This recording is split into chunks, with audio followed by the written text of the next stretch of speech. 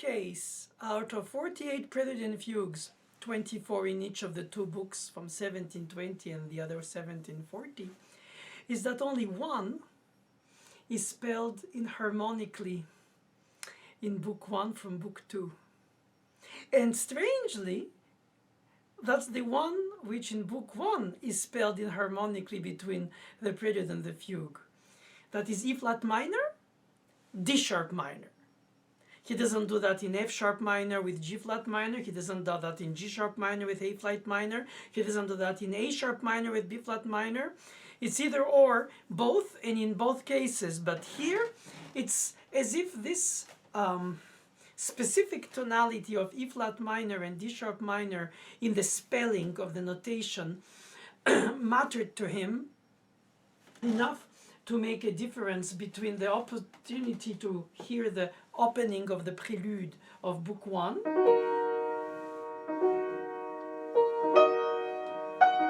which I think is necessarily to be thought more as an recitativo,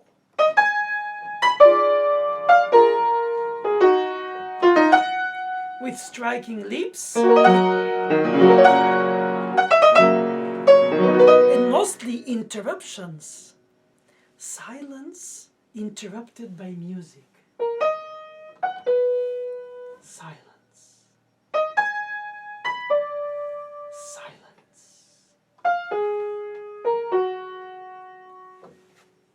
And this dotted rhythm, loosely dotted because of the 3-2 notation in half notes, therefore the meter suggests something not fast.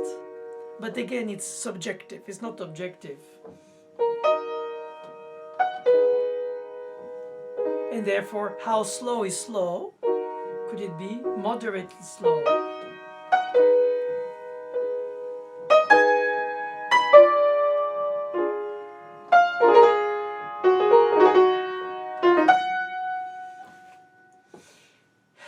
Or in a rubato, have a tempo that is flowing when there's less melodic element, and then when you have a very specific decorative statement spoken,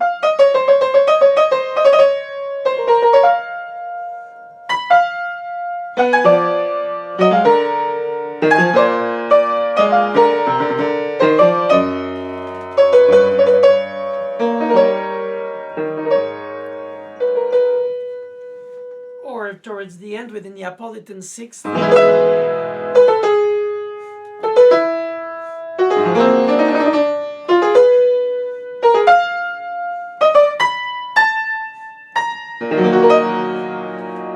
tempo is different when you have a single voice or when you have melody with accompaniment. In that sense, it could be a prelude, I suggest, that doesn't have to be monolithical in the same tempo from beginning to end, because it has so many different type of fragments evocative of different types of recitativo secco or recitativo not secco. And I must say that when you get to this famous climax, flat 6, sharps 4, 5, 1. Remember in book 1, we have sharp 4, flat 6. But in the bass line, here it's in the melodic line, a diminished third. That is squeezed interval. That would have been expected.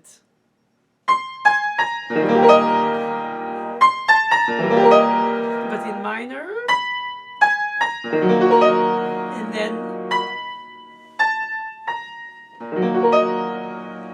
and on top of it, this incredible squeezed interval melodic of the diminished third is syncopated.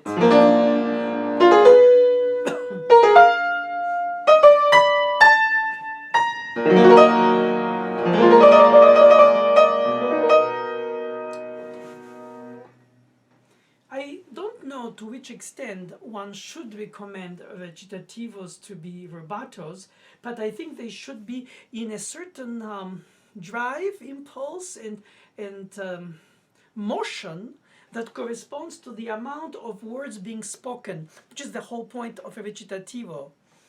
And when you have a series of 16th notes, or a series of 30 seconds, it's busier.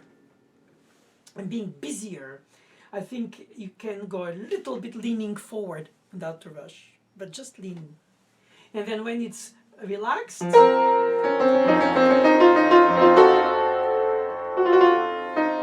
when you reach the minor ninth, the dominant minor ninth, to B flat minor, you feel that you can inject a little bit of held back tempo. This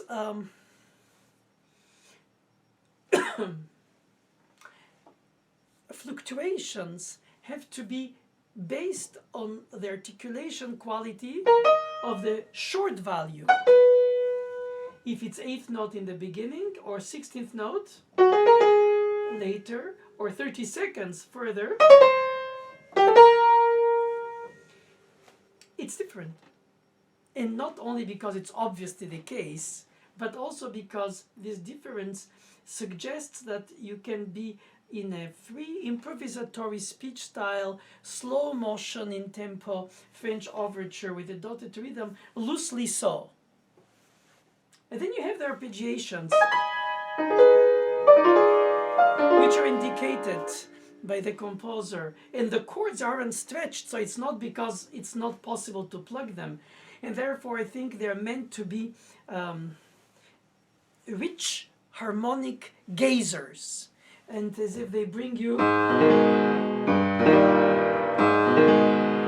harmonic melodic line of the top of the left hand, but rooted in the bottom of the left hand, the melodic bass, the harmonization from which emanates the melodic line of the statement of the appoggiaturas, of the acciacciaturas, of the suspensions, and all the effects of the spoken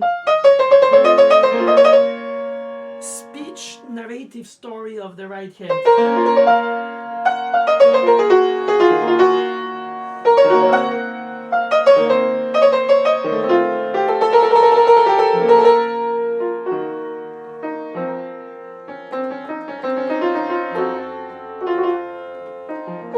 As always, when you have a combination of long values with short values, you deal with the situation of the decay. So with a pedal, UK on the piano plays slower than on the harpsichord because you have more resonance.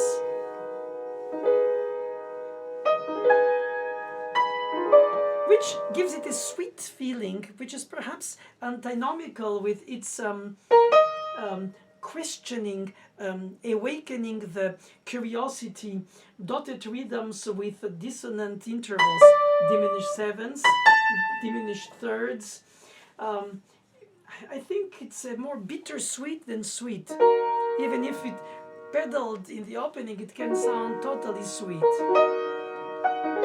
It's a bit of what the same thing happens in the B flat minor, book 1. The lament.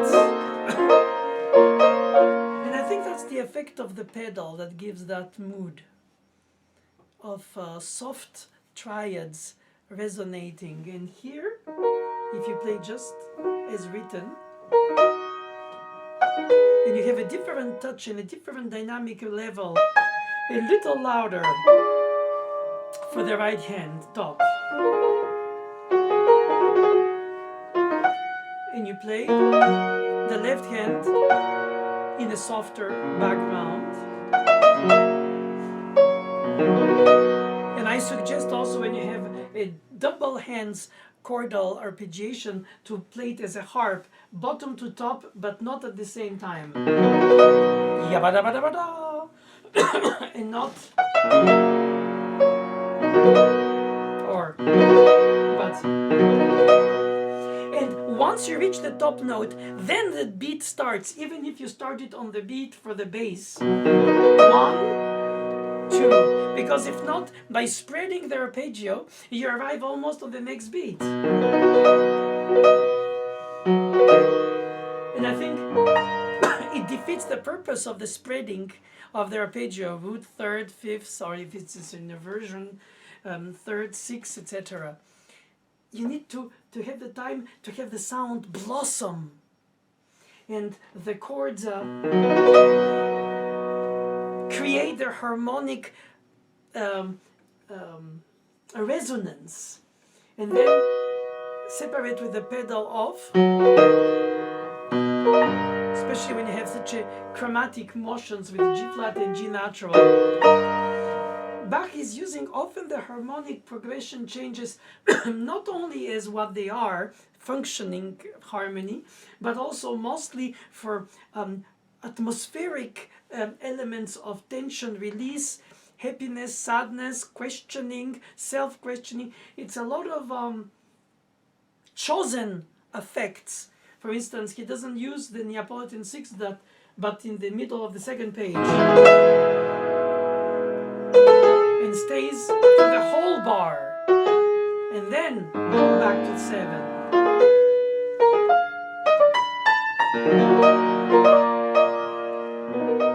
For that purpose, I think the tempo should be the one that allows to arpeggiate from the bottom up, to not shorten once you arrive on the top, to breathe between the statements of the right hand, and have this apparently steady but not rigid tempo that allows, when you have many notes, to be more dramatic because of the statement.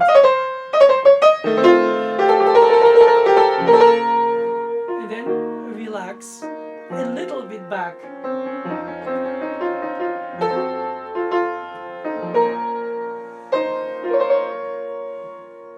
And of course you have to be always aware of the fact that you will have a decay regardless of the instrument that has more or less longer decay. For instance, the deceptive cadence 6, you have the E flat on the top,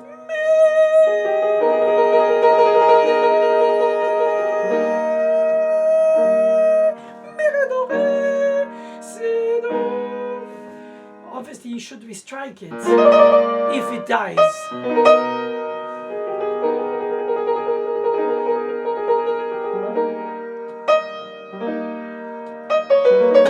But that's not so obvious than that, because when you do that, you break the line, you break the mysticism, you break the mystery. You should hold it until it dies in the attention of not playing loud too much the secondary voice, so that it still, if it doesn't resonate, it still carries in your mind as a listener, by having brought it at the get-go with a brighter articulation.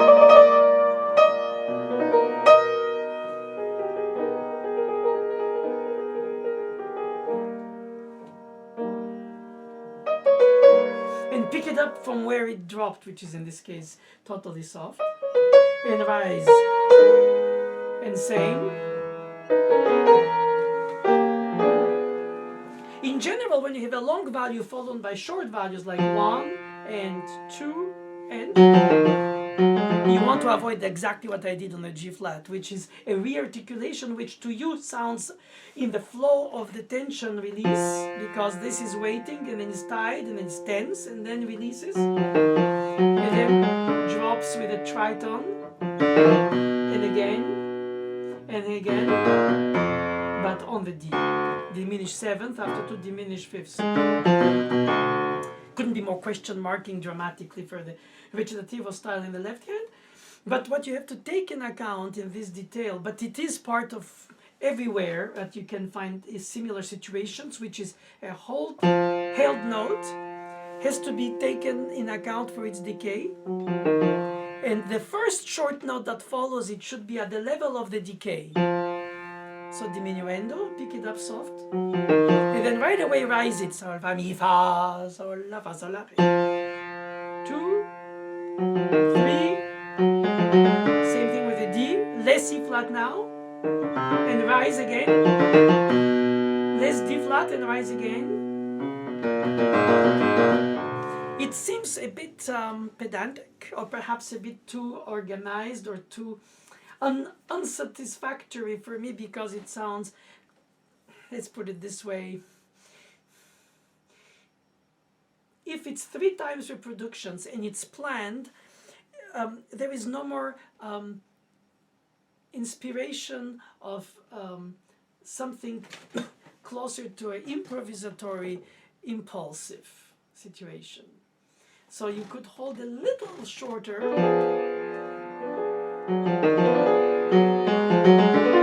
perhaps this more stretched, all these decorative developments of ornaments. And for the last leap down to the diminished seventh, make an accelerando after the slight ritenuto. But all these are hints of exaggerations, not even hints, just perish the thought, but cannot not.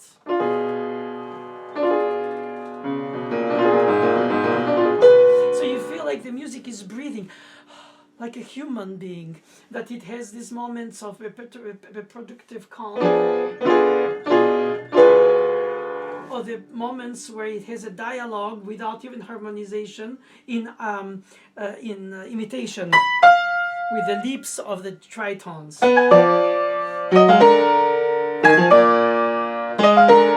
And the leap of the seventh in the left hand. And not, or, but, and not. So he chooses which goes up to the leading tone by the semi-step and which one drops. Which gives a sense of depth, because you have harmonic bass, melodic motion. That's what he does in most of his cello suites.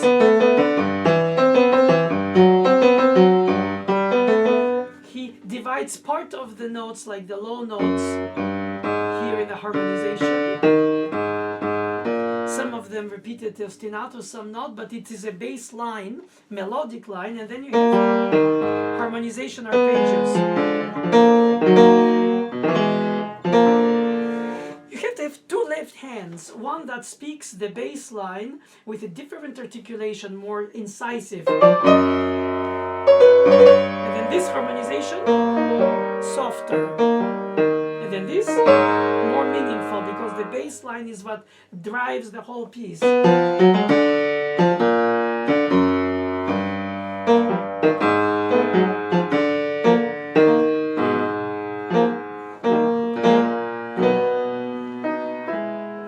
You have to always think that this music is written based on a melodic bass line harmonized with speech, 3 improvisatory, recitativo style, very persuasive. Ya ta ta ta ta ta ta ta ta ta ta ti ta ta ti ta ta ta ta ta ta ta ta ta ta ti ti ta ta ta. And you have these interruptions, for instance, before the end, the melody stays alone on the diminished seventh. Then you have this drop of scale and a rise of arpeggio. So it cannot be only written, played, read because of the notation. 1, 2, 3, 1. That's correct, but doesn't make it right. It's not involved in the gestural experimentation. You have to express the gestural idea between step motions that flow freely, and then the rising. By thirds, it's a bit holding back because it's bigger steps. It's not steps, it's 2 steps since it's a third. And then at the end, you have the leap, this time of the 6th down of the arpeggiatura. Unharmonized, alone, the tonic, and then the harmonization comes after the case. So in that case, the recitativo solo without harmonization, based on the diminished seventh, in the hype of the dramatic effect of reaching this tension of the diminished seventh, cannot be strictly in tempo. I believe that's where you're allowed to be improvisatory, intuitive, spontaneous, call it what you want.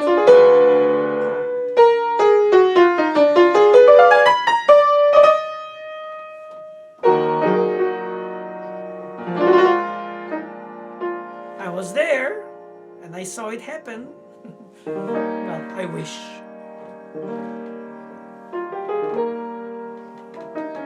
But when I run out of explanations rationally, I like to tease the students by saying, he told me so.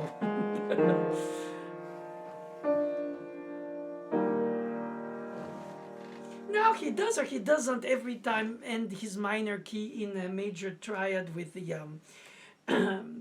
Picardy third that we call so here only.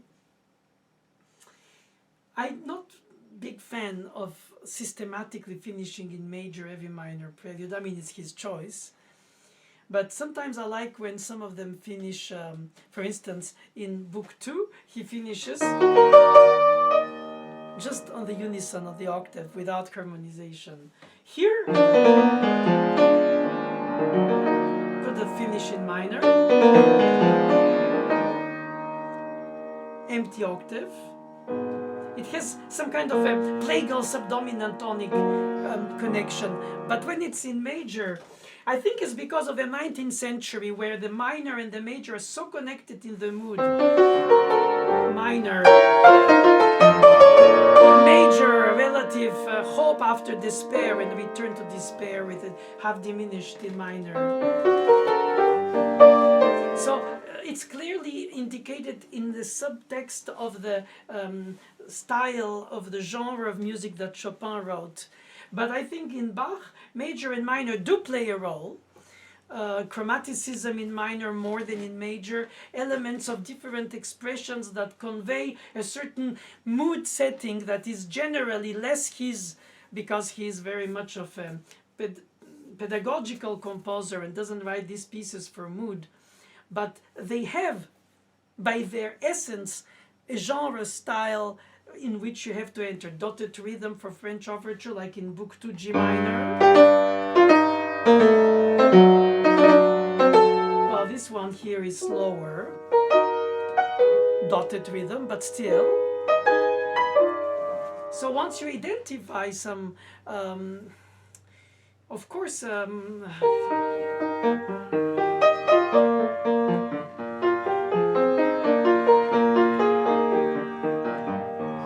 especially if I dress it up in these articulations, it sounds completely Sicilian with mostly pastoral mood. Regardless, what you call it, what you hear it, how you hear it, I think this prelude in E-flat minor, Book 1, has to be subtly rubato for specific sections and specific purposes of expression of this almost antique way of expressing the statement spoken song. Whenever in the prelude of Book 2, in therefore the D sharp minor in harmonic spelling that he chose, compared to Book 1's,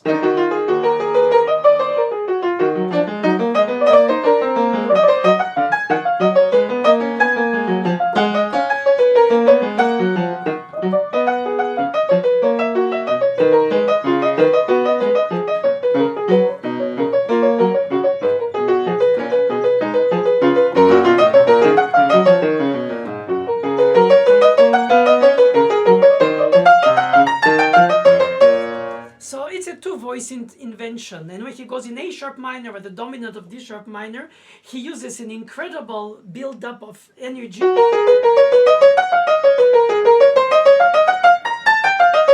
And he descends with the ascending minor, nor, but which is usually used to rise with sharp 6 and sharp 7 leading tone, and 1.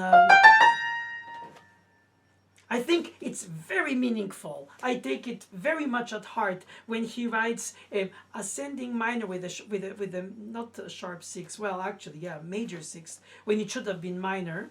If you do a harmonic, thank God he didn't do. And thank God he didn't do that also because it's too dull.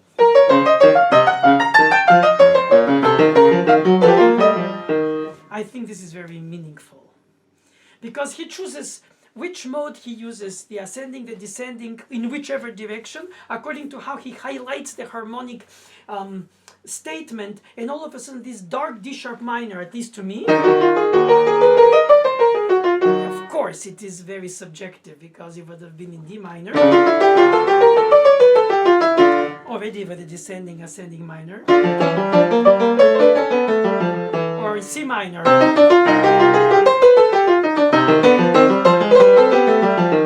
So we can argue that perfect pitch didn't exist. Of course, he probably had it, but the point is that the tunings were not synchronized in the same pitch. So therefore, from one church organ to the other, it could have been a third of difference, and harpsichords were tuned always in different types of tuning according to their construction and whatever the tuner opinion and conviction and colorization of the sound is by the type of tuning. A lot in the tuning was not only the intonation and of course the modulation here, the transposition, because you could say, of course, even in a well-tempered tuning, if you hear it in a different key, like E minor, only people who have perfect pitch will be disturbed by today, because it's a unified 440A for modern instruments, more or less 35, more or less 45, depending of some orchestras for a brighter sound with tense strings and projecting more than the little mellower intonation. But regardless, it is the same intervals in F minor or in G minor.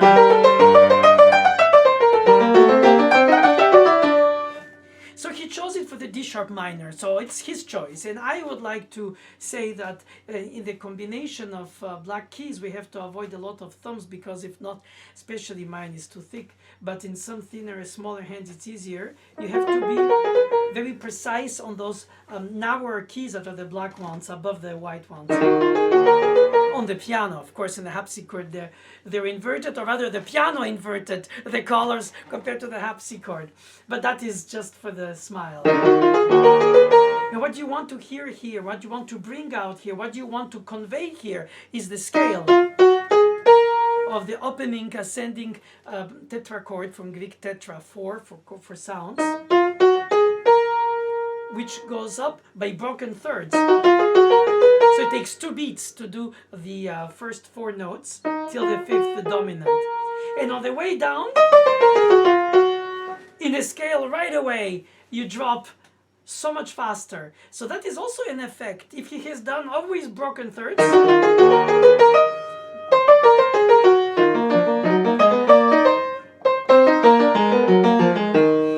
you see, as soon as you change something to test, to see how it would have been, why it didn't, if you don't know why, you can start guessing, but you realize that there is a melodic harmonization by the thirds, and only a melodic step motion scale after. And so you feel like it's arising slower, because it does, by 8th notes, by the steps, and it goes down is in accelerando of 16th notes. Mi, re, do, si, la, sol, fa, sol if it's in flat. Re, do, si, la, sol, fa, mi, fa if it's in sharps, which it is. But a lot of double of them, especially the leading tone.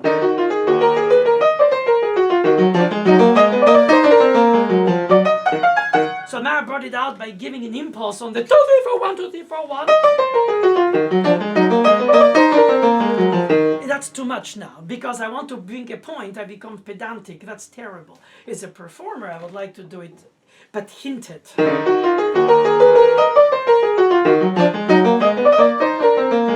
Perhaps I would do the descending scale legato, the ascending scale by 2.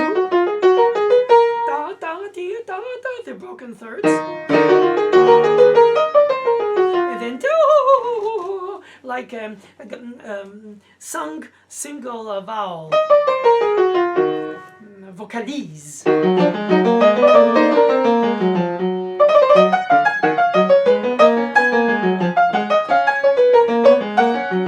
How do I practice to think about these things? Is I extract them.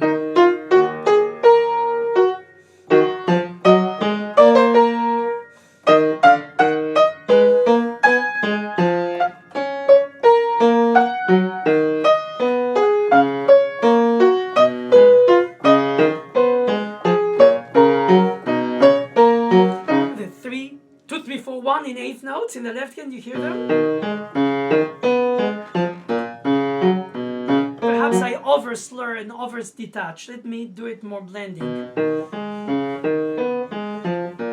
But with impulse.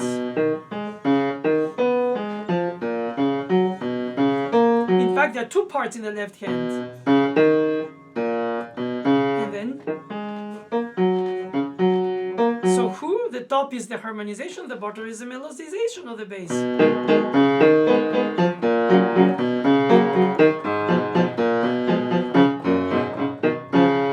So once you put this in gear and you say, I'm going to use a certain tempo for a certain articulation with a certain voicing of groupings of broken thirds from which I extract the melodic continuous line.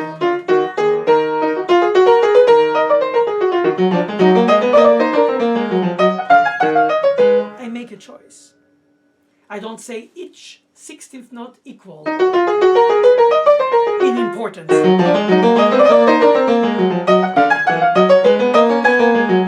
It could be very convincing, well played, and I'm not convinced in it, so I don't give it the best shot. But nevertheless, I would accept it, because I am profoundly tolerant when I'm expecting to be convinced by the conviction of the person who plays, and it doesn't have to be like me. Obviously, if not, I should do it.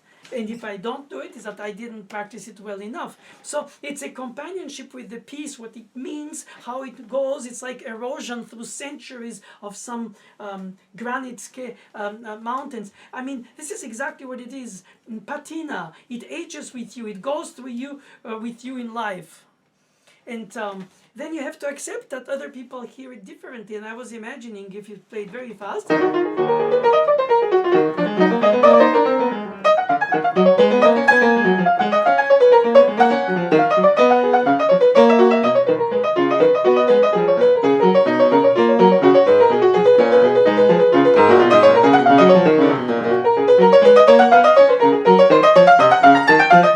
feels like a racetrack.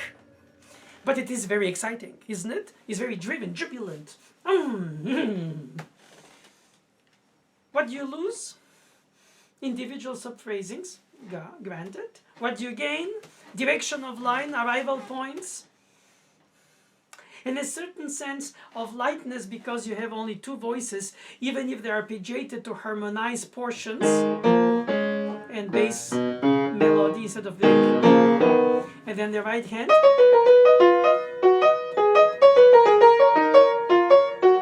The embedded ostinato of the B, or the B sharp, A sharp, and then G sharp. It's always different patterns of groupments of 4/16 notes that he writes in the right hand. Some are scales, or step motions, and some are leaps, the sevenths, and some are closing. 7, 6, 5, 7, 6, 5th.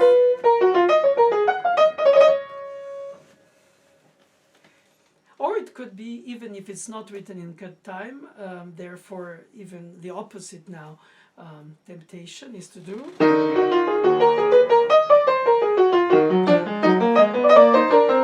A moderato tempo, in which case you could almost alternate more detached and legato.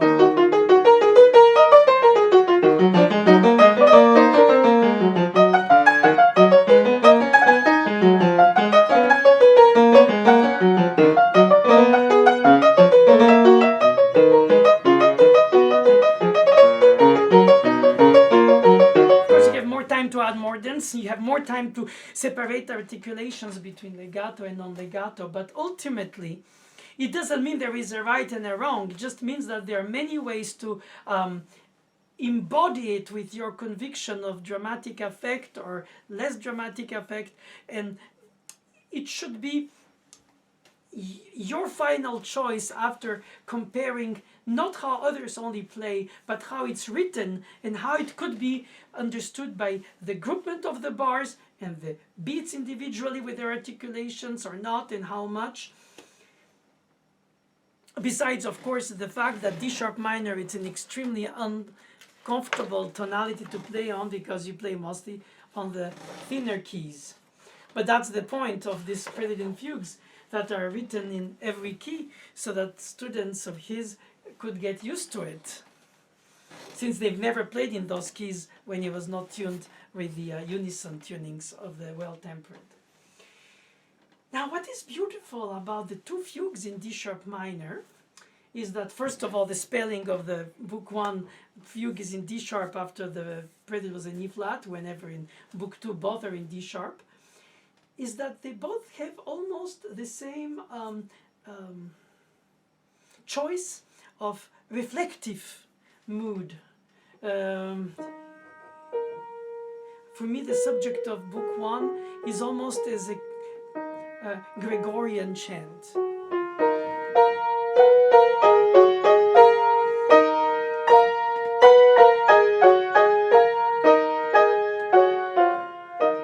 The most simple step motions and the most simple, in this case, non-dramatic 6th or 7th leaps, but 5th and 4ths. And it gives you early medieval feel. Whenever in book 2 you have the, again, problem of repeated notes as a statement of syllables. A note.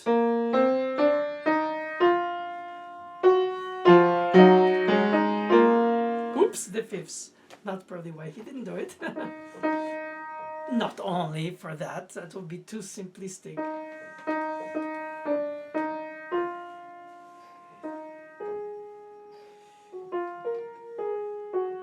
Each leap leads to a suspension of over the beat, dotted quarter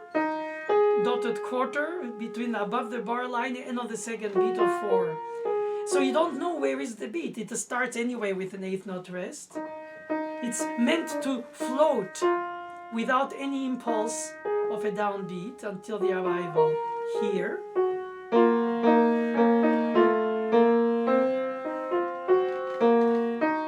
In dialogue, in imitation with the contra subjects, re, mi, fa double sharp, so, fa double sharp, so double sharp. I cannot speak it so fast. That's silly. And for me, this combination of step motion with repeated notes, suspended without a downbeat over the lines and the bar lines rather, for me, it's a sense of inner peace.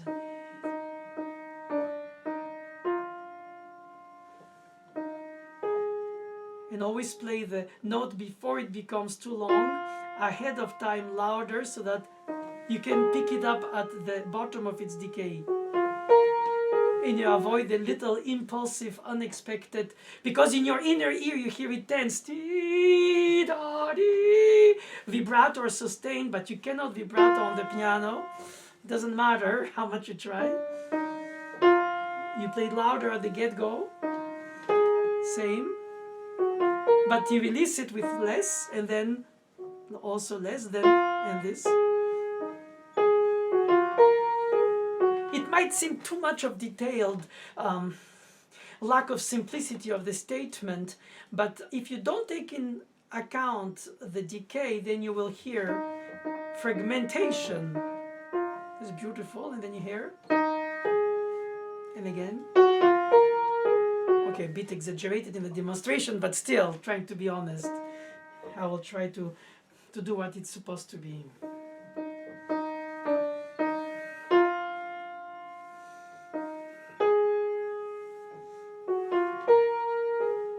So then I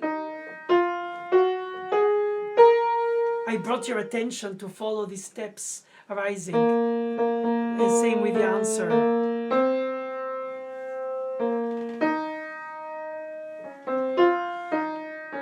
And the third voice.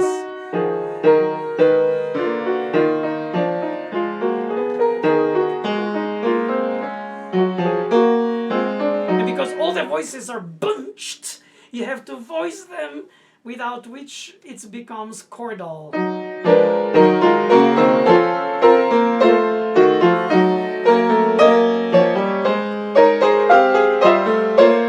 Of course, that that was purposely also played ugly. I should be more honest with my alternative options, even if I don't believe in the vertical reading. But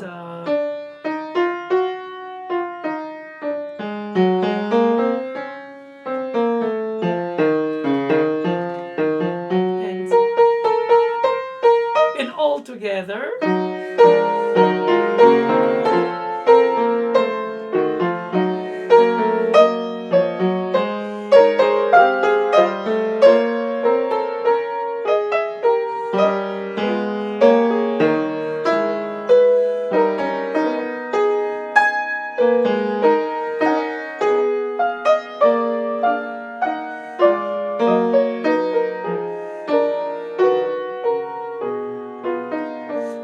Sign of the cross, according to Jaworski's symbolism of Bach's gestures, when you have the leading tone go to the third and down to the tonic, like he does that in C sharp minor, book 1. And here is in the middle voice. And this is so meaningful because every voice has something beautiful, meaningful, expressive to say.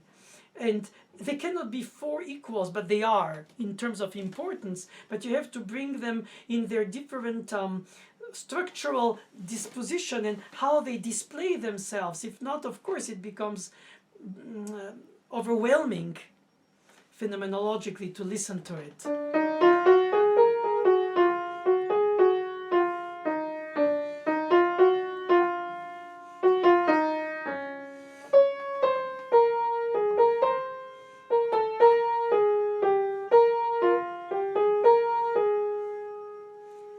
And then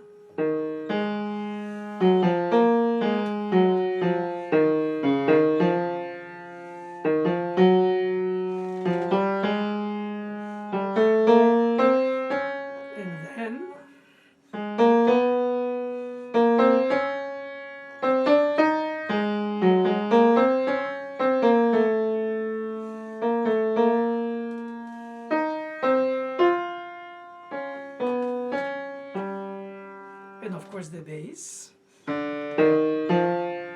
So if you put the bass in the soprano,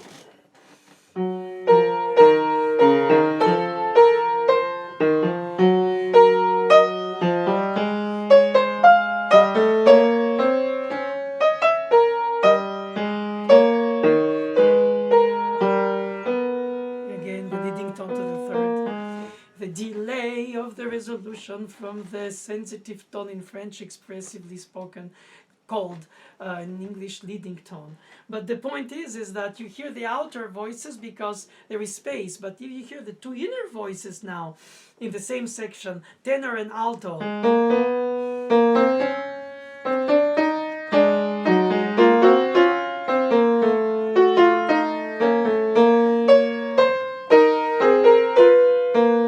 and then you put them together with the outer voices,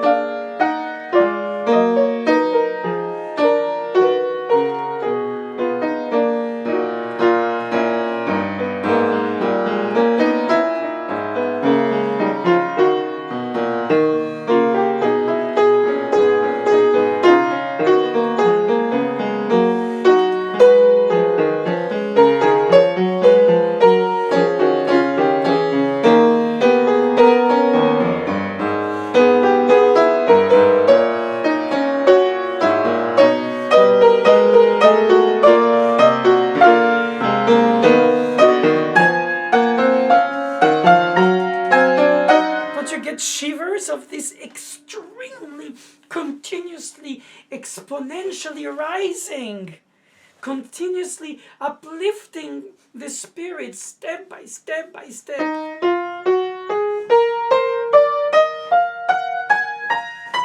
I find this to be the most spiritually uplifting, transcending in the essence of the Latin word rising, transcendence.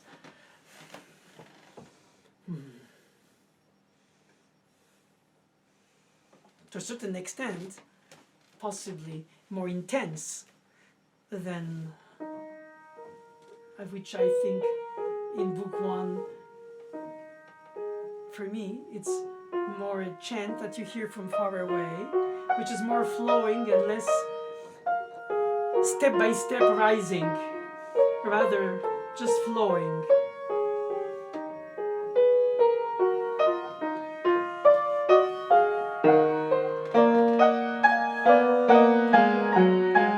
And if you play it slower, harder for the legato and the flow and the direction. Don't forget, if you don't have a direction of the arrival point, there's no point. You can make nice sounds, soft sounds, slow sounds, sounds for the sake of sounds, and good quality piano with acoustics can make you aesthetically very, very sensual, sensorially aware of the quality of the combinations of the resonances, which is completely part of the expression besides its meaning. It's like speaking the language, your native language, only phonetically because you don't know what it means, but you repeat it as a baby does. And then you enjoy the resonances in your mouth, in your crane, in your skull. You hear the resonances of the vowels or the consonants. Of course, once you put meanings to it, then you think the meaning of it. This is the dominant, this is the tonic, this is the suspension, this is the subject, this is the answer, this is the modulation. Okay, you follow a map, or you go forward into his thinking process, and you try to follow the several elements. Canon.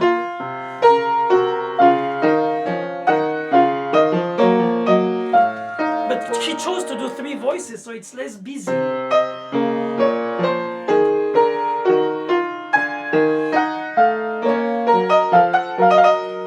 So it gives that more soft sound of texture. And here,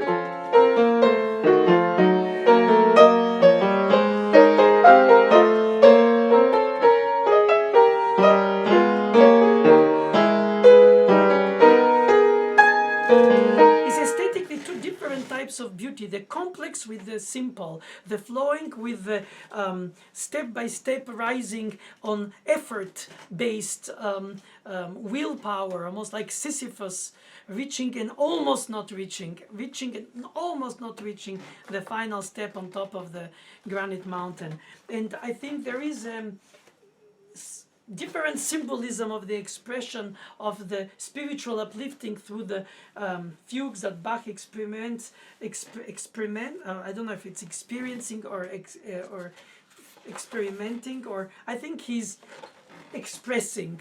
And I find that these 2 tonalities, both times book 1 and 2, D sharp, E flat, it's the same obviously, just different spelling, reaches mystical heights more than some others. Not that some are less, but some are more. And these were heavily injected with it. That's why the 12/8 E major book 1 is really pastoral again.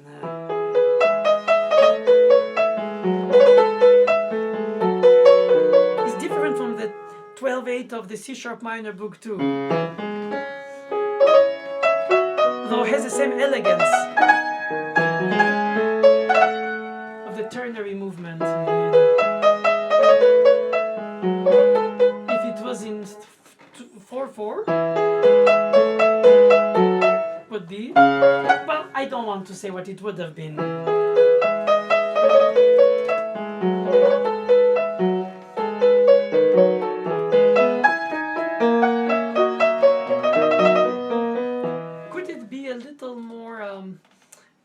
Broken in sub-phrases and more driven with energy.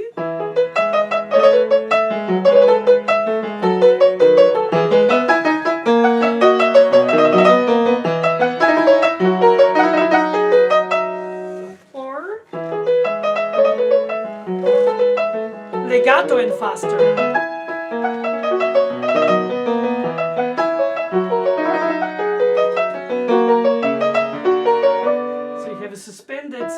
syncopation on large values in half notes compared to eighth notes for the tenor, and then you have a huge moment of deceptive in minor flat 6 for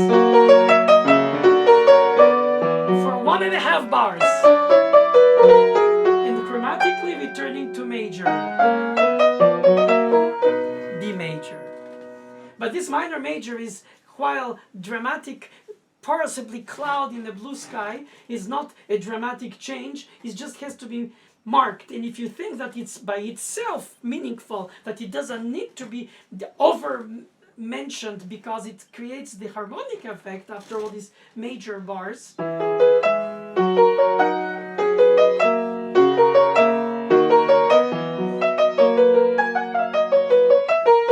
that would have been all in B major, but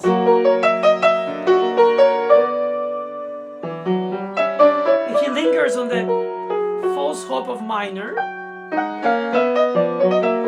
Then you have the smile back in B major. Now, how much of that should be? Let me play it once plain, just the harmonies making their effect. Or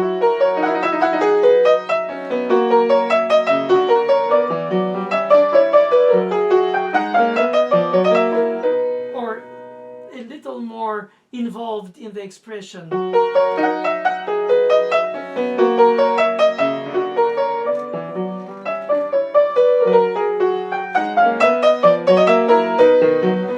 Now you see, that's the problem. One is too much, one is not enough. The pendulum swings.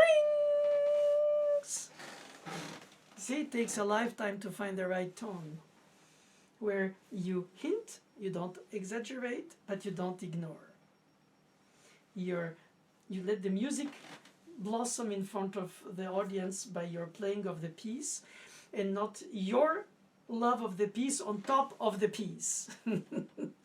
But that is very difficult, because the very fact of putting it alive from the music score is that you bring it with your own psyche, emotion, personality, wrong or right, according to professionals will say, you don't understand, it's not supposed to be that way. It's, you know, I've heard that so much. Wanda Landowska used to say, you play Bach your way, I play Bach his way. And that was sort of like end of discussion. The type of teachers who imposed their own opinion for the truth of the interpretation of the piece, when I here spend the time to share with you the different elements that can bring me to try to be convincing in different ways. In tempi, phrasing, articulations, direction of line, the major, also the harmonic tempo, and of course the pedal or not usage on the modern piano, are and acoustics, of course, to take in account, and the quality of the touch articulation, air legato, non-legato, staccato, but in between. Well, anyway, all these ingredients have different elements of importance in the final cooking of it, and how the sauce will come up with the different ingredients at different levels. It's very subtle, because you want to be a narrator of the piece, and you want to be an involved, expressive narrator of the piece.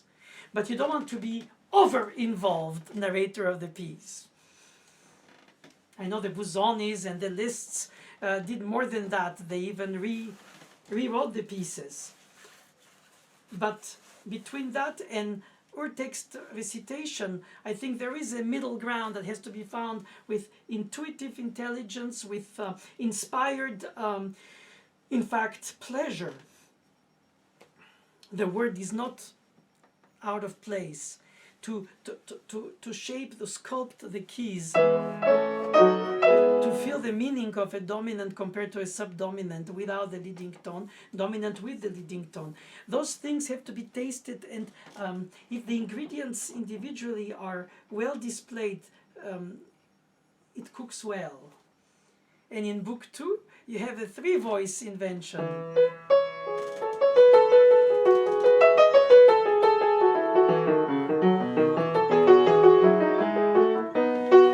With inversion of voices.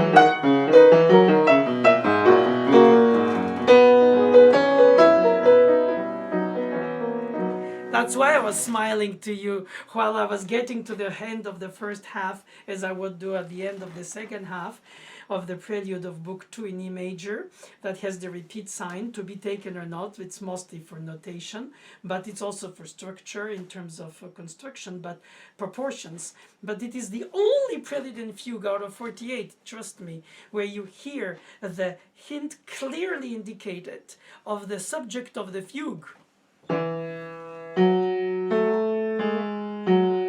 In each ending,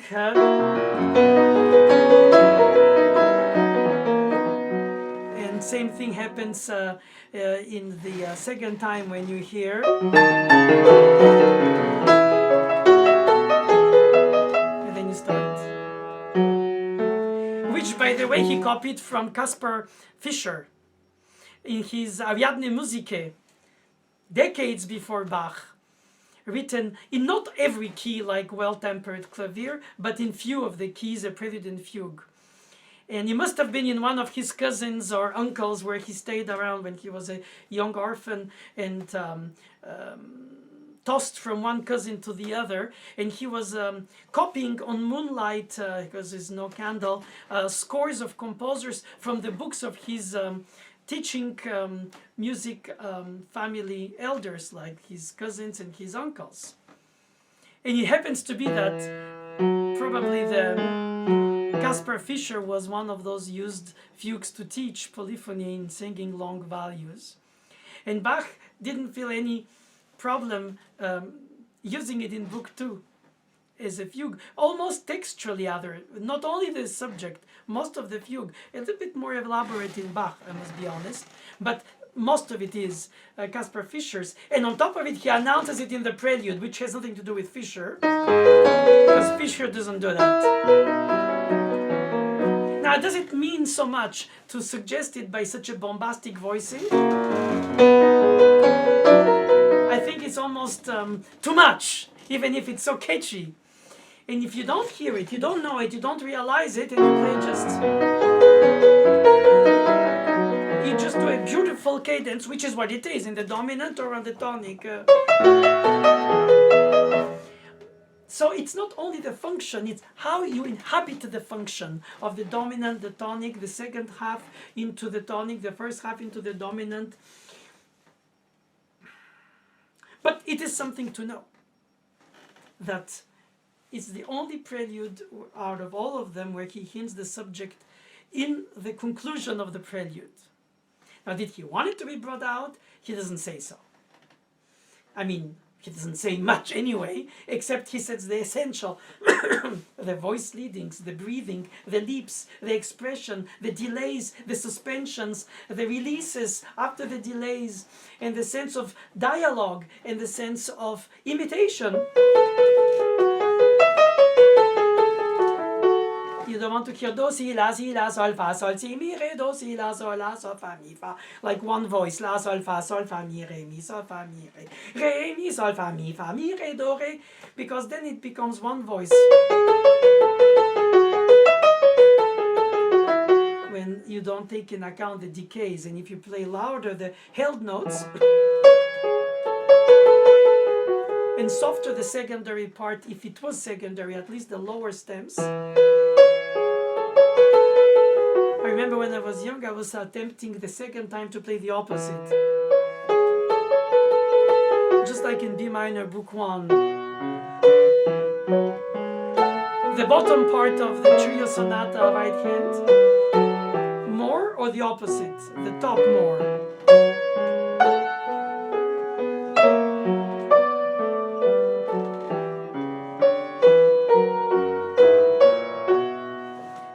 It could be also considered equal. And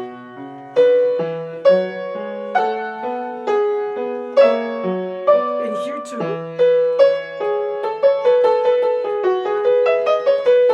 after all, the voices complement each other in the storytelling. How are you? I am fine. How would look like to do. I want to tell you something else. What is this? And you start feeling, hearing, imagining, without even these silly words, obviously, a dialogue. Even a trialogue, even if often the bass starts the dialogue with an agreement ostinato.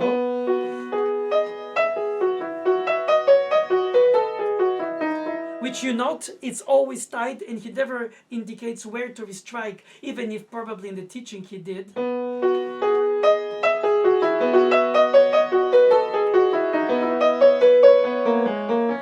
Or just hinting it so that you keep it in mind.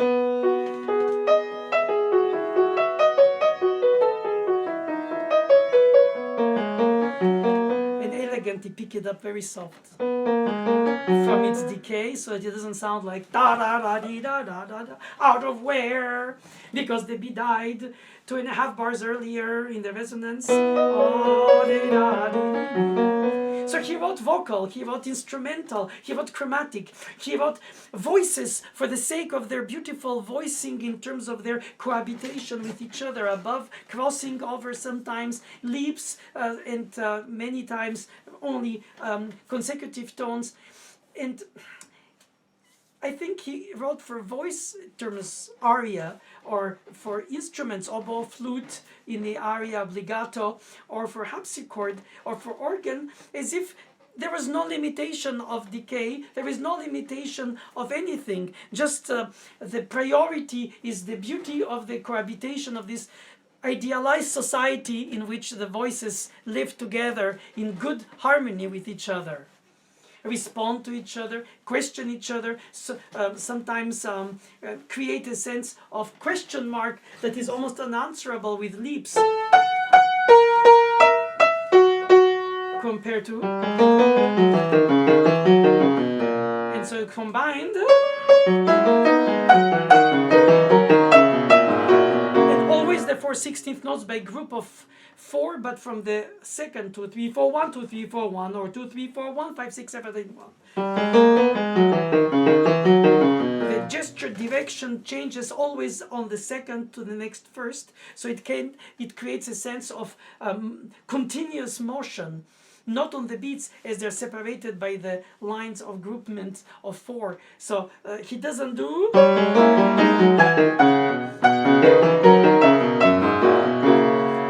Is it already D major?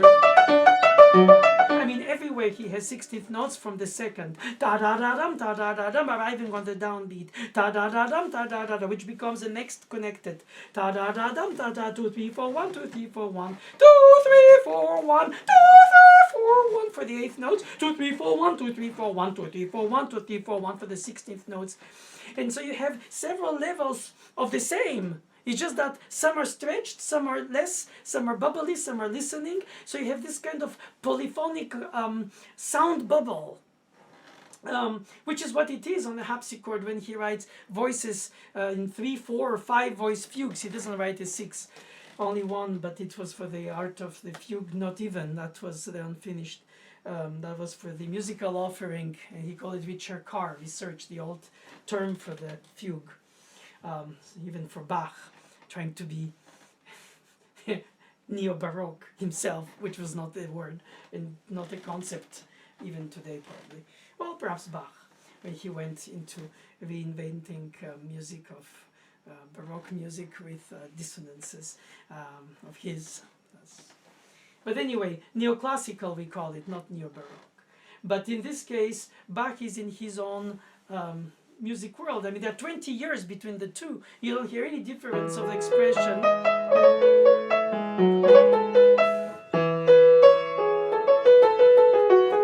Oh my God, he's into polytonal, he's into microtonal, he's into atonal, he's into serial. No, he's into the same alphabet, same grammar, but incredible inventivity, creativity, especially for the voice leadings. In the fugue of Book 1, he's contrasting to the very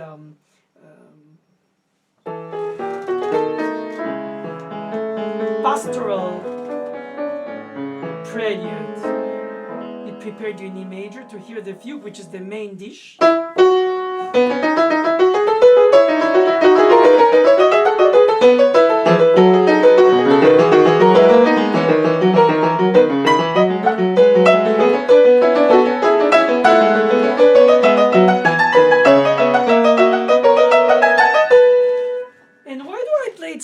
even when it's because 16th notes. What if it was? And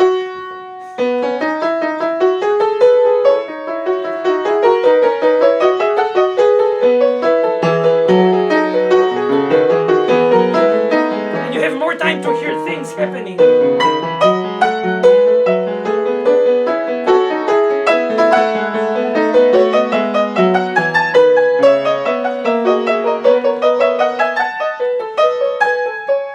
Okay, or perhaps I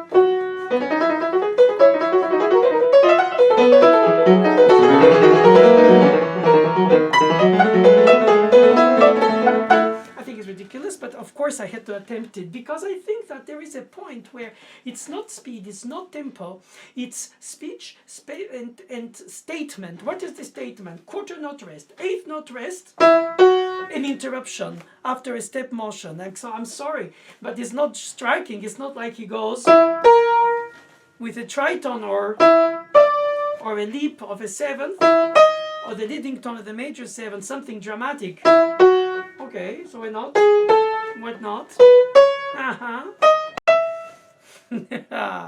I don't know why, but it is separated by rests before and after, and then a speedy step motion scale. So you have a division of two halves in the subject. One with the interruption and the statement of two consecutive tones, as if it's two syllables. I wish, I want, I what, I don't know. I'm compelled by that. All the entrances you can immediately identify by that. And why is it not legato? I really don't know. Meaning, I don't feel it. I think it's less vindicative, but more harmonious also.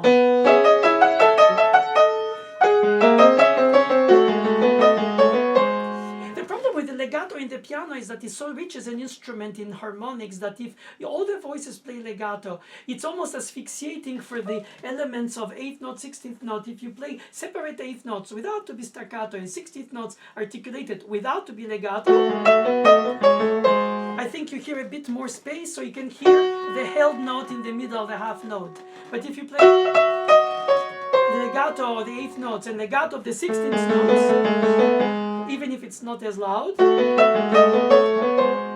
it erases the held F sharp, which is decaying, but is producing the suspension over the two bars.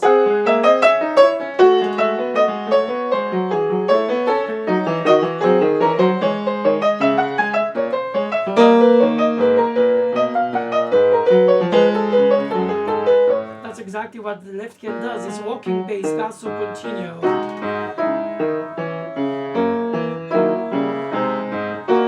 Okay, and then you have the suspension of the 9/8 suspension of the tenor.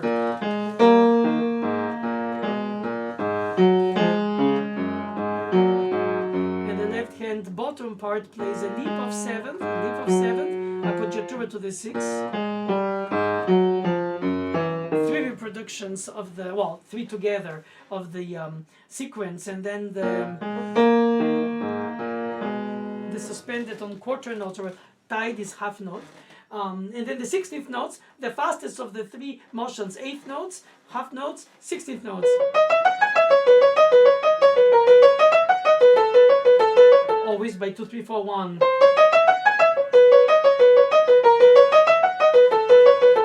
You can agglomerate them to a group of more than only 4. It could be 8, 12, 16. And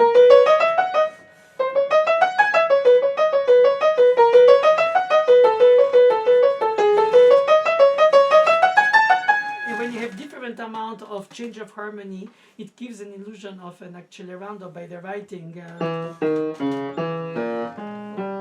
So the cellist or the gambist plays this, and then the second instrument would be viola, perhaps,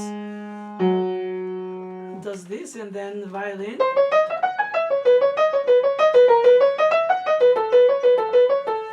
So when you reach this kind of a pure polyphony on the keyboard, where you have different paces for the expression of the different voices, It's just absolutely unbelievably striking.